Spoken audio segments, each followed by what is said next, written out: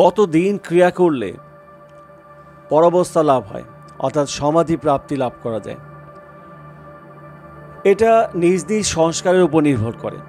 যাদের পূর্বজন্মে ক্রিয়া করা আছে, অর্থাৎ যাদের সংস্কার ভালো, তাদের অল্প সময় লাগে, মাত্র কয়েক বছরই সম্ভব।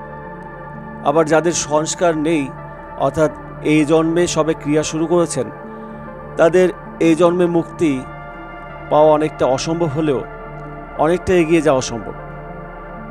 আবার চাইলে মনোযোগ দিয়ে গুরুদেব নির্দেশিত ক্রিয়া করলে এই জন্মেই মুক্তি পাওয়া সম্ভব। সংস্কার মোটামুটি ভালো হলে দৈনিক 2 বেলা যদি ক্রিয়া করা যায়, তাহলে মোটামুটি 3 বছরেই পরাবস্থা অর্থাৎ সমাধি লাভ করা সম্ভব। তাই যারা ক্রিয়াবান আছেন নিয়মিত গুরুদেব নির্দেশিত ক্রিয়া করে যান।